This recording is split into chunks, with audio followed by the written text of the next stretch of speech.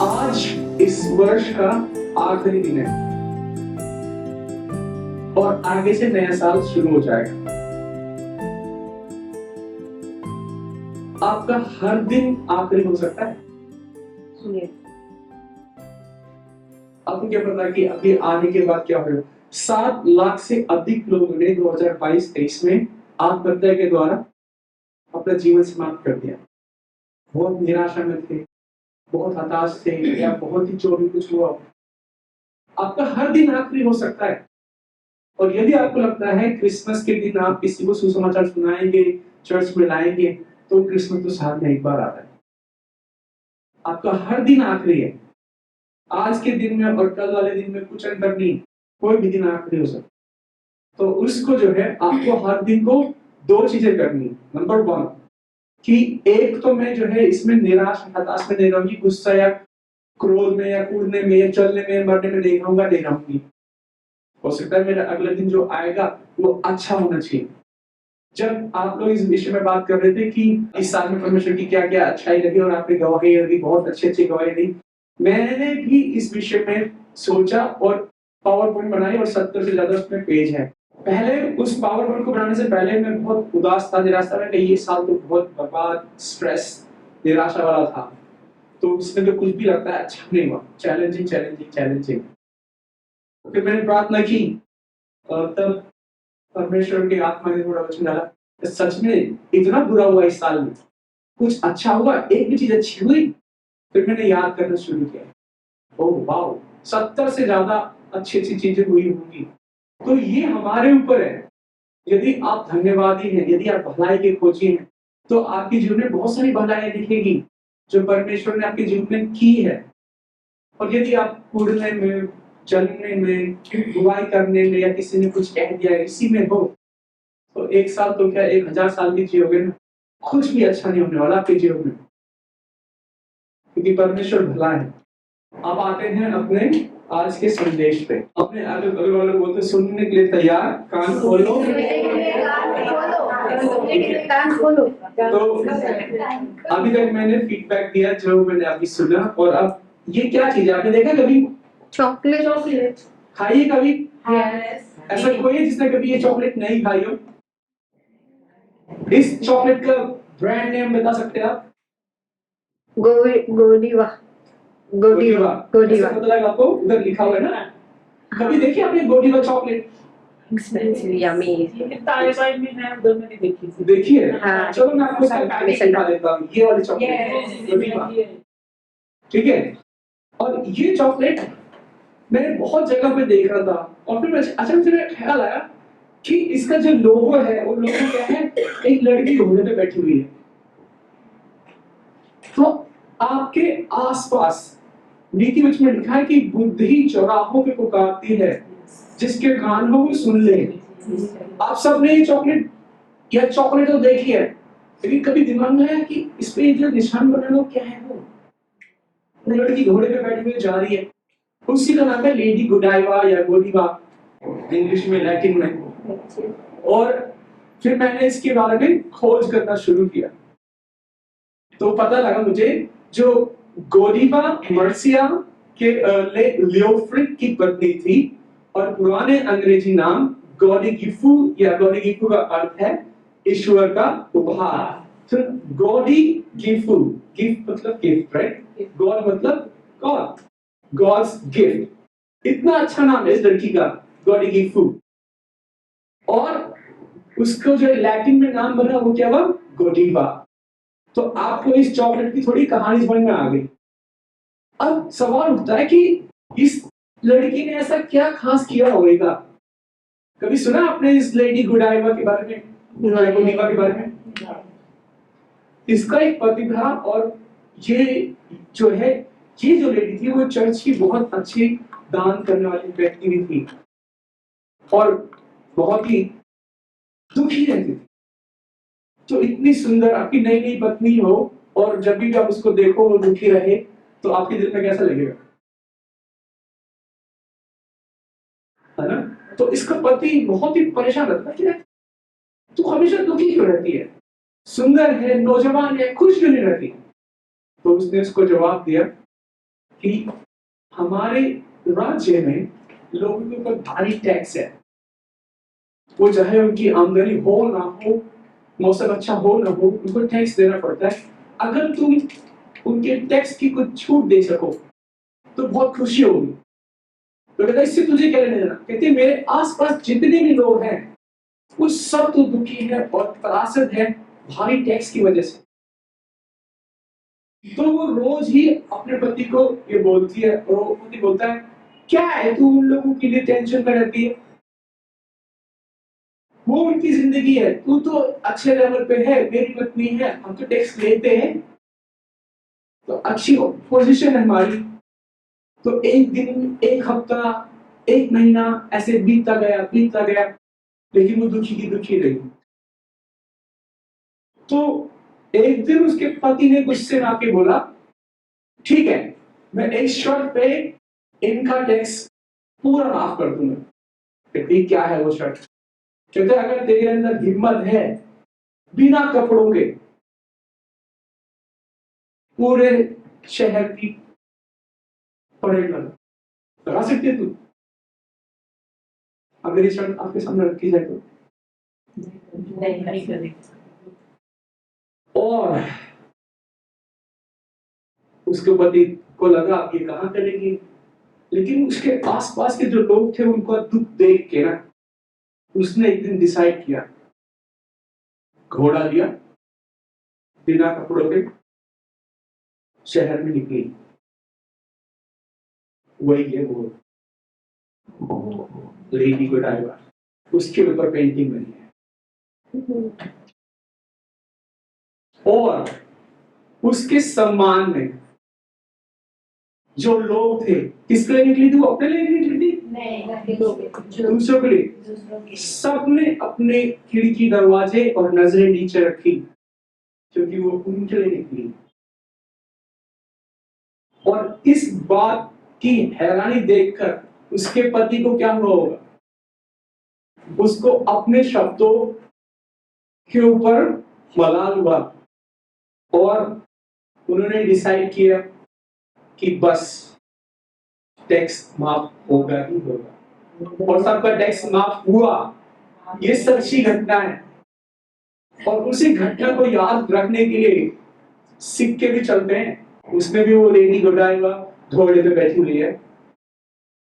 अब ये एक सवाल उठता है कि वो भी मसीह समाज को जानती थी और उसने ये अपने लिए नहीं किया, लेकिन उसके जीवन में इतनी दया, इतनी उदारता दूसरों के प्रति थी कि उसने अपनी लाज को भी प्रायोरिटी में नहीं रखा और उसने वैसा प्रेम किया लोगों से जैसा मसीह करता है। और ये बात उसका पति तो सिर्फ टैक्स लेने वाला था ना, जब राजा को पता चली तो उसने भी उनको ऑर्डर दिया जिसने ऐसा काम किया है उसके इनाम के लिए उस राज्य का टैक्स माफ। और इसीलिए उसके नाम का सिक्का चलता है और ये 13वीं शताब्दी से शुरू हुआ था लैटिन में। उसने एक काम किया लोगों के टैक्स बचाने के लिए, माफ करवाने के लिए, और आज तक उसका सिक्का चल रहा है। और हम क्या करते हैं? मैं, मेरा घर, मेरा नाम, मेरा पति, और हमारा नाम गुमनाम हो जाएगा। मैं अपने लिए भी बोल रहा हूं क्योंकि हम इसमें मैं।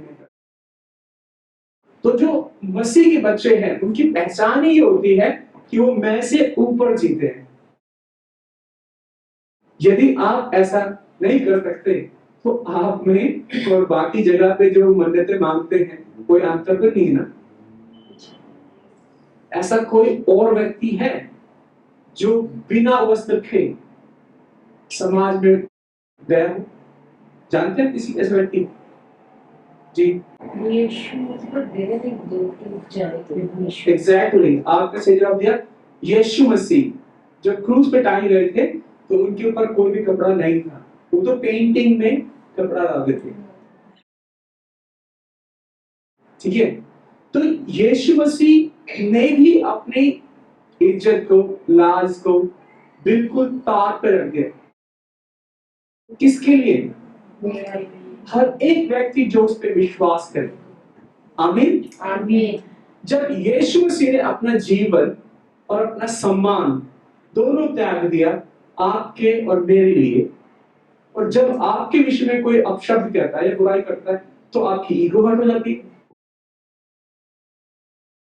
यदि आप मसीह में हैं और आपकी ईगो हर्ट हो रही है, आपका मूड खराब हो रहा है, आप फ्रस्ट्रेटेड हैं, आप स्ट्रेस्ड हैं, मुझे समझ नहीं आता कि मसीह कहाँ है आपके जीवन में।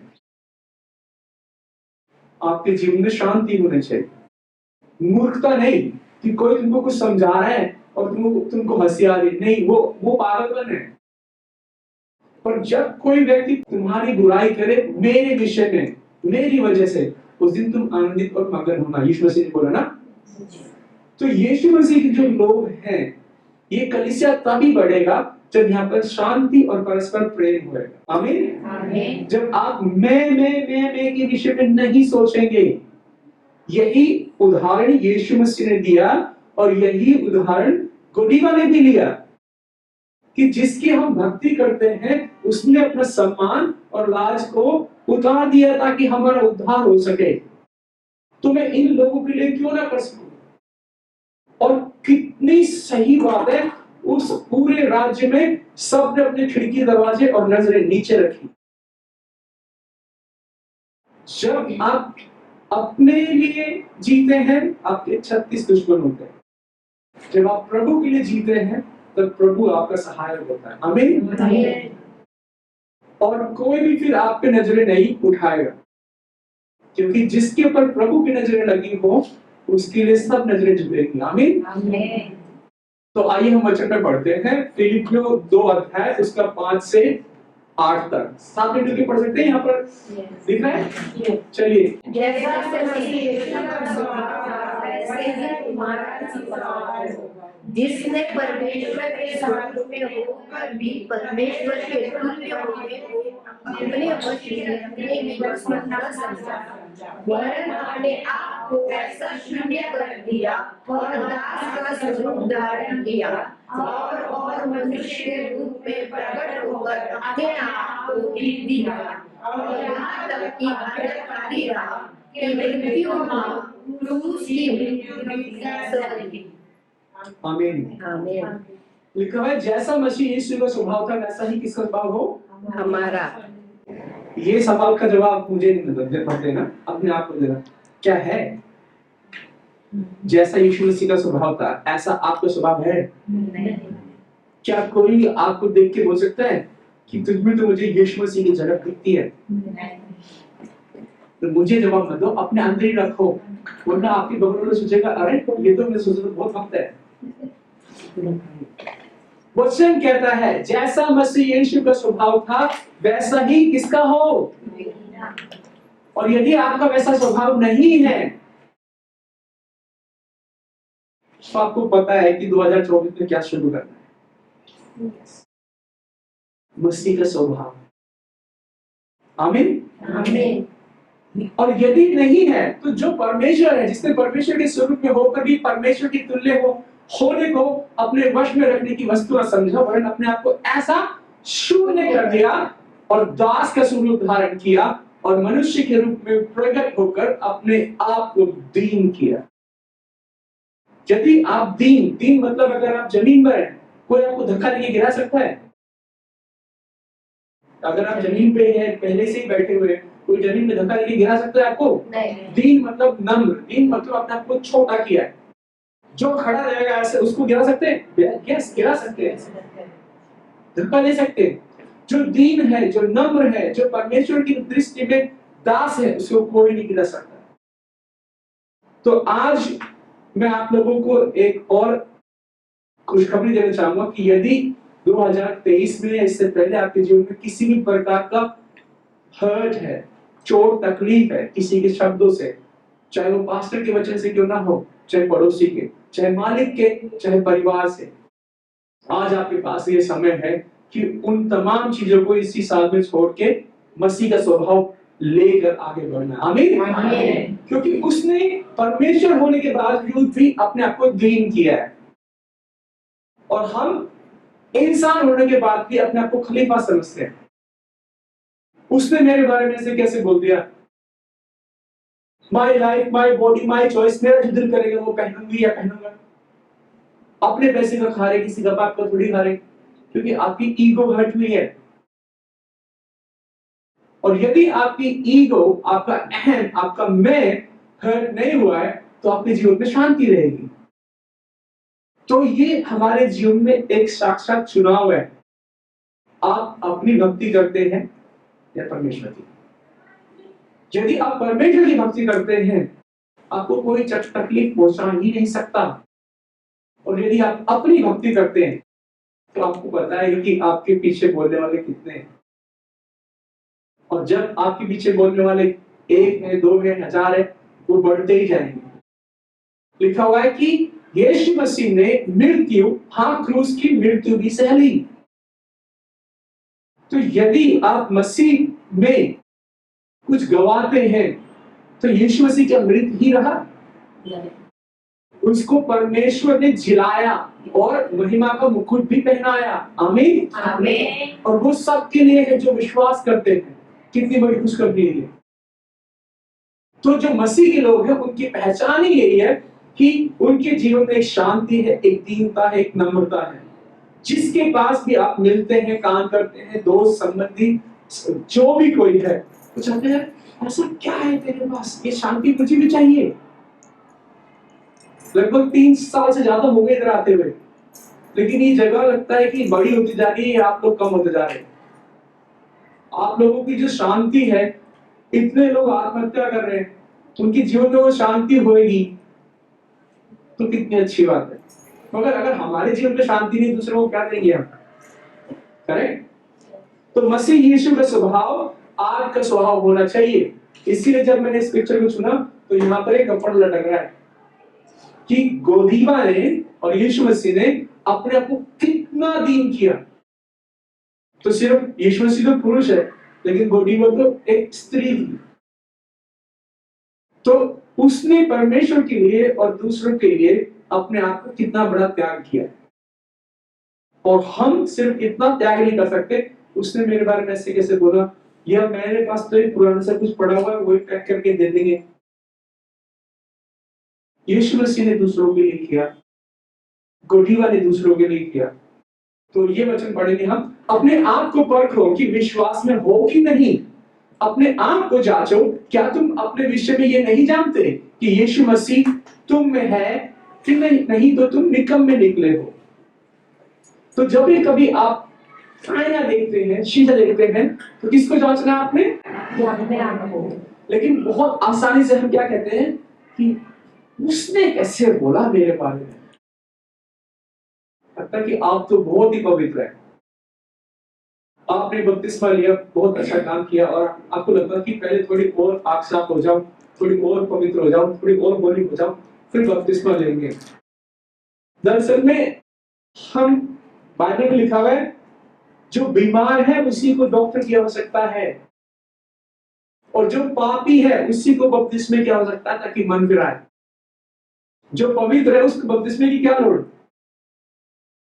पंजाबी में ऐसे बोलते हैं, कोई जरूरत ही नहीं है। यदि आप पवित्र हो तो आपको बपतिस्मा क्यों चाहिए? क्योंकि आपके जीवन में पाप है, हाँ, इसीलिए तो उससे छुटकारा पाने के लिए बपतिस्मा लेना है।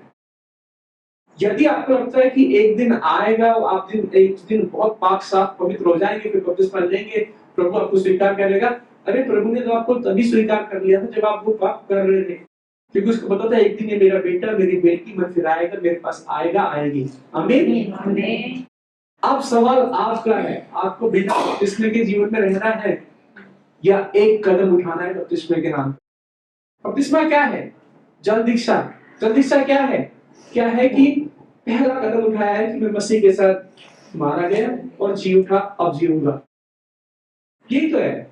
तो आप में से यदि किसी ने बपतिस्मा नहीं लिया है, तो आपको मैं उत्साहित करूंगा, 2024 आपका है। लेकिन फिर भी मैं आप लोगों को बहुत बहुत तारीफ देता हूँ, बहुत बड़ाई करता हूँ। दिसंबर के महीने में बपतिस्मा ले रहे हो आप लोग, वाह, मेरे को बुखार था 1 हफ्ते तक, मुझे पता है ठंड क्या होती है, और आप उधर पानी में समंदर में जाके वापस बने थे। वाह, प्रभु का धन्यवाद। आपके है अंदर है वो सैमसंग की ताकत। तो अपने आप को परखना है आपको। हर दिन जब भी आप आईना देखते हो, आपको ये पूछना है कि ये नहीं कि मैं कैसा लग रहा हूँ, कैसे लग रही है, मेरे अंदर मसीह का स्वभाव है कि नहीं। आमीन। आमीन। और यदि आपको लगता है कि आपके अंदर मसीह का स्वभाव नहीं है, तो क्या करना चाहिए?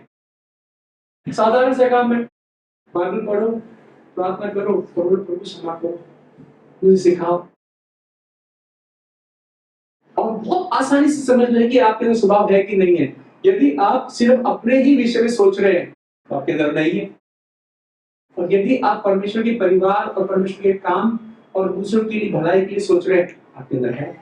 एक बंदा है, उसने ना ऐसे कैमरा लगाया और जूते में और घूम रहा है, पुलिस ने पकड़ लिया उसको, हांगकांग की बात, उसको जेल में डाल दिया। आपको पता है लड़के लोग स्कर्ट वगैरह पहनते हैं, तो उसको पुलिस में पकड़ लिया, उसको मिलने के लिए गए, पकड़ने के बाद बोले तूने ऐसा कैसा काम किया, तू तो इतना अच्छा काम करता था तेरी कंपनी में, तेरे दिमाग में ये क्या घुसा? कहता मुझे शैतान ने कराया। इतना दिमाग शैतान लगाई, जूते में कैमरा लगा के चल रहा तुझको। बहुत सारे ऐसे लोग हैं कि वो खुद गलत काम करते हैं, खुद ही बुराई करते हैं, खुद ही घूरते हैं, खुद ही चिल्लाते हैं, खुद ही झुंझुलाते हैं, खुद ही दान दशमलव में चोरी करते हैं, और नाम किसका लगाते हैं? किसका लगाते हैं? ऐसे किसी व्यक्ति को देखा आपने?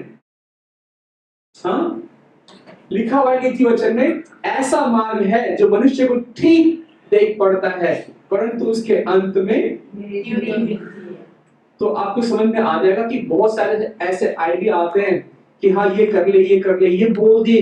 अरे सबसे बड़े 2 झूठ है ना, वो ये है, कोई भी तो परफेक्ट नहीं है,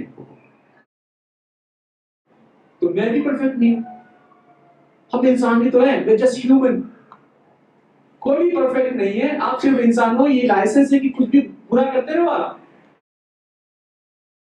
जब आप अपनी भावनाओं को, अपनी ईगो को एंटरटेन करते हैं ना, तो वो मार्ग मृत्यु की ओर ले जाता।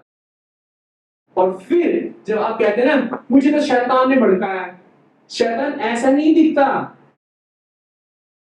अगर शैतान ऐसा व्यक्ति ऐसे बन के आएगा, आप इसे कोई भी इसकी बात सुनेगा? ऐसा कोई बंदा है या बन के आए, बोले तुझे आशीष दूंगा, आपको चाहिए आशीष? या मैं तेरा दोस्त हूँ, मैं तेरी भलाई करूंगा, मैं तेरी मदद करूंगा, मैं तुझे बचाऊंगा, सुनोगे इस बंदे की बात? शैतान कभी भी ऐसे रूप में नहीं आता, वो ऐसे रूप में आता है, सुंदर, ये वाला मेकअप, ये वाली ब्यूटी, ये वाला हेयर कलर, ये लगा लो, वो कर लो। शैतान एकदम उस तरीके से आता है कि जिस तरीके से तुम उसको ग्रहण कर सको। शैतान डरावने रूप में नहीं आएगा। जब किसी ने आपके विषय में कुछ अपशब्द कहे, तो शैतान क्या कहता है? मैं समझता हूं तुझको, और तुझे अपने बारे में अपने हक में बोलना चाहिए। कोई तेरे लिए ऐसे कैसे बोल सकता है? तुझे अपने हक की लड़ाई लड़नी है।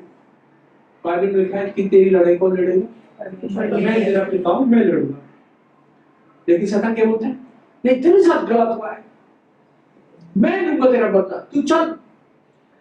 शैतान ऐसे सॉफ्ट रूप में आता है बन के, खासतौर पर लड़कों के लिए, और लड़कियों के लिए कैसे आता है? ऐसे आता है, सुंदर हैंडसम बन के आता है। कभी भी वो शैतान रूप में नहीं आता। शैतान हमेशा रूप बदल कर आता है। शैतान का मतलब ही है बहरूपिया, धोखा देने वाला, उलझाने वाला। और ये 4 चीजें हैं जो हमें आसानी से उन्हें फंसा देती है। कहते हैं love of pleasure, love of what is popular, love of money and love of habit. मतलब ये कि जो चीज करने में हमें आनंद आता है, ऐसा उसको प्यार बोलते हैं, इसमें मजा आता है। उदाहरण के लिए सिगरेट हो गया, अल्कोहल हो गया, या बुरे लोगों की संगति हो गई, यार मजा आता है तो लोगों के साथ। या पॉपुलर, आप ये सोचो कि जितने भी मेकअप के सामान बिक रहे हैं, अभी श्रीदेवी, पता है कुछ श्रीदेवी, उसकी बेटी है, तो क्या नाम है उनके? जानवी और रिया सब जानवी और खुशी, समथिंग पूरा पता है। अभी यहाँ पर उनकी बेटी का नाम क्या है वो शायद ना पता आपको, लेकिन हीरो हीरोइन का पता होता है। अभी उन्होंने क्या कराया, प्लास्टिक सर्जरी कराई, बेटी ने भी, दोनों बेटियों ने। क्योंकि पॉपुलर क्या है कि आपको सुंदर दिखने के लिए ऐसे नाक होना चाहिए, ऐसे गाल होना चाहिए, ऐसे ये होना चाहिए, और बहुत सारे हीरो हीरोइन करा रहे हैं, और आजकल तो लोग भी करा रहे हैं। आप सोचोगे अरे मैंने नहीं कराया, जब आईब्रो सेटिंग करवाने जाते हैं आप, छोटा सा नेल पॉलिश लगाने जाते हैं आप, दिमाग में क्या चल रहा होता है, वही सब करते तो। जो पॉपुलर है उसके चक्कर में जब फंस जाते हैं आप, मैं ये नहीं कह रहा कि मेकअप मत करो, ये मत करो, आपके पति लोग डर जाएंगे, करो। पर ये कह रहा हूं कि जो चीज पॉपुलर है इसका अर्थ ये नहीं है कि वो सही है। सब लोग कर रहे तो हम भी कर रहे हैं। लव ऑफ मनी, पैसे के लिए करना पड़ता है। दिसंबर के महीने में मुझे 2 बार फिल्म की शूटिंग का ऑफर आया, और मैं फिल्म की शूटिंग करने के लिए भी गया, और फिल्म आ रही है अगले साल, इसी साल आएगी 2024 में, जो एक बड़ी पॉपुलर फिल्म है। तो एक दिन के वो $1200 देते हैं और 5 मिनट का रोल होता है। तो मुझे बड़ा अच्छा लगा कि 5 मिनट 1200 मिल रहा है आपको, लेकिन क्या रोल मुझे मिला है, मैं गुंडों का साथी हूँ, पुलिस आती है पकड़ने के लिए। मेरे को उस दिन थोड़ा मन में बुरा सा लगा कि मैं मसीह का बच्चा हूँ और बड़े पर्दे में पुलिस पकड़ रही है उसको। फिर मैंने कहा यार अभी के पास तो मेरे पास कोई प्रोजेक्ट भी नहीं है, एक दिन का 1200 दे रहे हैं, तो 2-3 दिन की शूटिंग में अच्छे खासे मिल जाएंगे, कर लेते हैं। मैं अपने मन को समझा के वापस अगले दिन गया।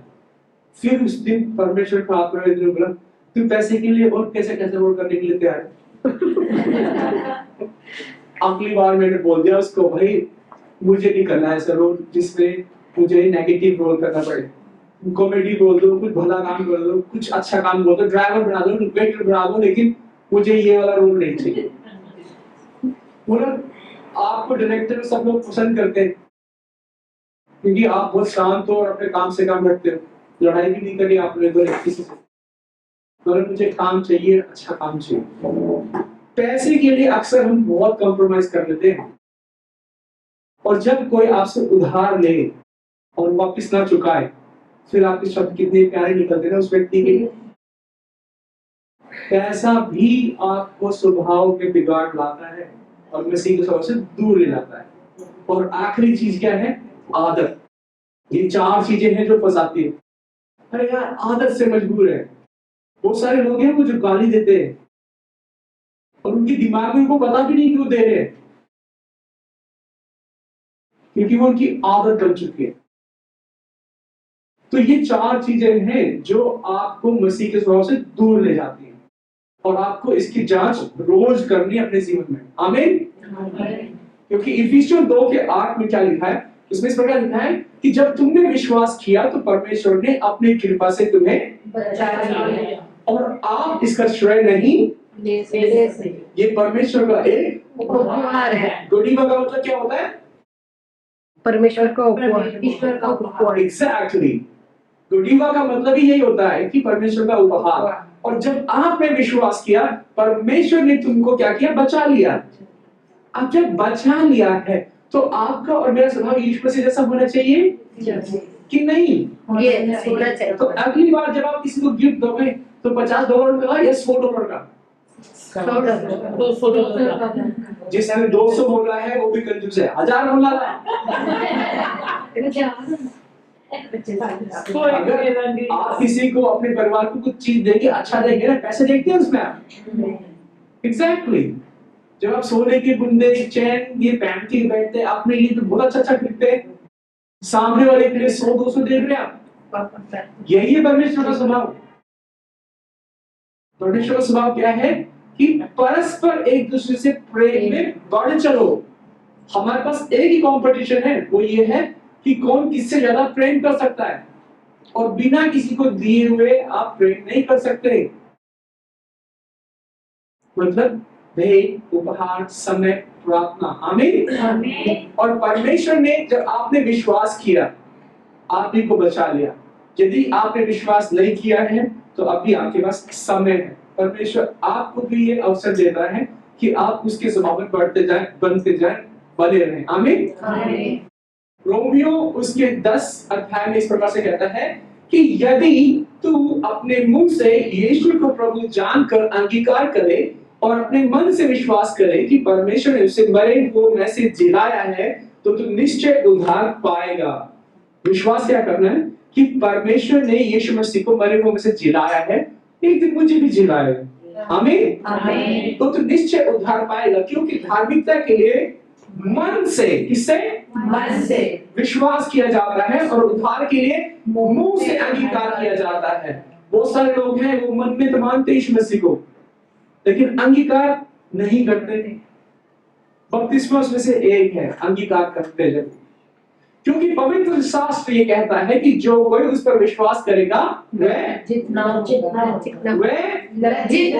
आप उस पर विश्वास करते हैं? यस। यदि आप उस पर विश्वास करते हैं तो अपने ईगो को कबाड़े में डाल दो। आप लज्जित नहीं हो गए क्योंकि आप किस पर विश्वास करते हो? जीवित प्रभु पर। आमीन। आमीन। लिखा है यहूदियों और यूनानियों में कुछ भेद नहीं, इसीलिए कि वे सबका प्रभु है। आमीन। आमीन। और अपने सब नाम लेने वालों के लिए उद्धार है, क्योंकि जो कोई प्रभु का नाम लेगा वो उद्धार पाएगा। आमीन। आमीन। जो कोई में कौन आता है? मराठी आते हैं, बिहारी आते हैं, पंजाबी आते हैं, सब इंग्लिश आते हैं, पंजाबी आते हैं, जो भी है। लिखा है जो भी उस पे विश्वास करेगा वो उद्धार पाएगा। आपने उसका नाम लिया है। आमीन। आमीन। आपका उद्धार, आपके परिवार का उद्धार रास्ते पर ही है, आने पर ही है। आमीन। आमीन। और आप उसके स्वभाव में बनते रहिए। और यदि नहीं हो तो आपको रुकावट पता लग गया आज कि रुकावट कहाँ है, कि मैंने मन में विश्वास करा है पर मुंह से नहीं बोल रहे किसी को, पता है उनको बुरा लग जाएगा ना, इसीलिए। और बाकी जो 4 आदतें बताई आपको वो तो आपको कंट्रोल कर ही नहीं, तो मसीहा स्वभाव कैसे आएगा?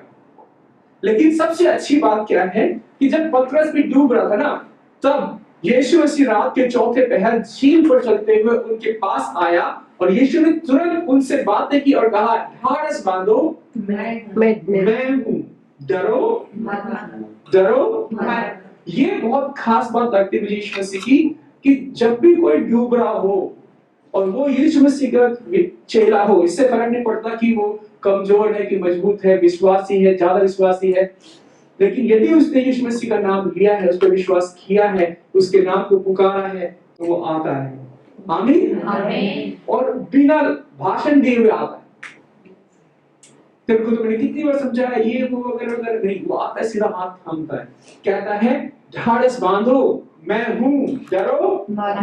तो अगर आपके जीवन में आपको पता है अगर उन 4 चीजों में से कोई चीज आपको कंट्रोल करनी है 2023 में, जब आप 2024 में जा रहे हैं, तो इसमें से डरो मत, मैं हूँ, ढाढ़स बांधो। और जब 2024 में जा रहे हैं तो तुम्हारा स्वभाव मेरे स्वभाव में बनता जाए। आमीन। आमीन। आमीन। आमीन। और यदि आप कहो कि आपके जीवन में किसी प्रकार का तनाव है, पारिवारिक या पैसे को लेकर के या बीमारी को लेकर या कोई और समस्या, तो वो क्या कहता है? हे सब परिश्रम करने वालों और बोझ से दबे लोगों, मेरे पास आओ, मैं तुम्हें क्या दूंगा? विश्राम दूंगा। क्या दूंगा? विश्राम दूंगा। तो आज ये जो वायदा है परमेश्वर का विश्राम, परमेश्वर का आराम और शांति आपके जीवन में है। और यदि आज का वचन आपको ये चिताता है कि आपके जीवन में परमेश्वर के स्वभाव में कुछ कमी है, तो ये क्षमा मांगने का इस साल का आखिरी रविवार, आखिरी दिन आपके लिए, ताकि जब आप नए साल में प्रवेश करें तो मसीह का स्वभाव आप में प्रवेश करने पाए। आमीन। आमीन। आपको सुलेमान जैसी बुद्धि नहीं चाहिए, आपको सैमसन जैसी ताकत नहीं चाहिए, आपको यीशु मसीह जैसा स्वभाव चाहिए। आमीन। आमीन। क्योंकि उसके अंदर उतनी बुद्धि होने के बावजूद भी उसने अपने आप को दीन कर दिया, उतनी ताकत होने के बावजूद भी उसने आपको दीन कर दिया। इस दुनिया में दिमाग वालों की और ताकतवर लोगों की बहुत ही ज्यादा डिमांड है, लेकिन परमेश्वर कहता है जो अपने को दीन करता है उसको मैं उठाऊंगा। और ये वचन यदि आपको चिताता है तो ये समय आपके लिए है कि इस समय कुछ पल लें अपनी आंखें बंद करें, अपने आप को परखें और जांचें कि क्या आपके जीवन में मसीह का स्वभाव है। यदि नहीं है तो वो क्या है जो आपको रोकता है। और हम प्रार्थना में जाएंगे और परमेश्वर में मन लगाएंगे और कहेंगे कि परमेश्वर, आप मेरे जीवन में विश्वास योग्य रहे हैं, आपने मुझे बचाया है, आपका उद्धार मेरे जीवन में है। और परमेश्वर, मैं क्षमा मांगता हूँ अपने चाल चलन के लिए, अपने विचारों के लिए और अपनी भक्ति करने के लिए, क्योंकि परमेश्वर मेरे जीवन में आपका स्वभाव होना चाहिए। और आज मैं इस प्रार्थना को करता और करती हूँ कि आपका स्वभाव मेरे जीवन में आने पाए और परमेश्वर बोले कि आपके अनुग्रह में मेरा जीवन बढ़ने पाए। परमेश्वर पिता, हम प्रार्थना करते हैं और अपने आप को दीन करते हैं ताकि परमेश्वर आपका जीवन, आपका वचन, आपका अनुग्रह, आपका प्रेम, आपकी शांति हमारे जीवन में बसने पाए और बढ़ने पाए। पिता, हम प्रार्थना करते हैं कि हमने बहुत अपने आप को सराहा है, हमने अपने आप को बहुत ही ज्यादा ईगो में घुमाया है, परंतु पिता आज हम अपनी दृष्टि आपकी ओर लगाते हैं, आपका स्वभाव हमारे जीवन में आने पाए। परमेश्वर, हम अक्सर अपने परिवार में अपने आप में खोए रहते हैं, लेकिन पिता आज आप अपने अलौकिक परिवार की पहचान हमें कराएं ताकि हम एक दूसरे के प्रति प्रेम से, स्नेह से, शांति से, उदारता से आपके वचन का पालन और प्रसार कर सके। यीशु मसीह, आप हमारे अपराधों को, कमी घटी को पूरा करें परमेश्वर और क्षमा करें। पिता परमेश्वर, आज अपने आप को हम दीन करते हैं, हमारी उन गलतियों को, पापों को, अपराधों को, बुराइयों को, बुरी आदतों को, ऐसे के प्रति हमारे लगाव को परमेश्वर आज आप दूर करें और हमारी दृष्टि अपनी ओर लगाएं, क्योंकि जगत की चीजें तो नाशवान हैं, परंतु पिता आप सर्वदा विद्यमान हैं। पिता, इसी समय हम प्रार्थना करते हैं इस कब्र में उपस्थित लोगों के लिए और जो भी इस प्रार्थना को सुन रहे हैं उनके लिए। और यदि आप चाहते हैं कि आप परमेश्वर के सामने अपने आप को दीन करने और उसके स्वभाव में बढ़ते जाएं, तो इस प्रार्थना को मेरे साथ कर सकते हैं। प्रभु यीशु मसीह, इसी समय मैं अपने पुराने स्वभाव को छोड़ता हूँ। यीशु मसीह, आपकी पवित्र आत्मा मेरे जीवन में आपका स्वभाव प्रकट करे। मेरे जीवन से हर एक प्रकार की बुराई और पाप के बंधन टूटने पाए। प्रभु यीशु मसीह, मुझे बड़ा दिल दे ताकि मैं एक दूसरे के प्रति आशीष का कारण बन सकूं। मुझे और मेरे परिवार को अपने नाम के निमित्त संभाले और आगे बढ़ाएं। यीशु मसीह के नाम से, तो यीशु मसीह, जैसे हमारे शब्दों में हमने आपके स्वभाव के लिए प्रार्थना की है, वैसा ही बनने पाए। और धन्यवाद इस वर्ष के लिए। और परमेश्वर, जैसे हम आगे वर्ष में प्रवेश करते हैं, कि आपका अनुग्रह और आपका स्वभाव हमारे जीवन में बसने पाए, बहुतायत से बढ़ने पाए और सारा आदर और महिमा आपको मिलने पाए। यीशु मसीह के नाम से इस प्रार्थना को करते हैं, जैसे सुनिए और ग्रहण करें। आमीन।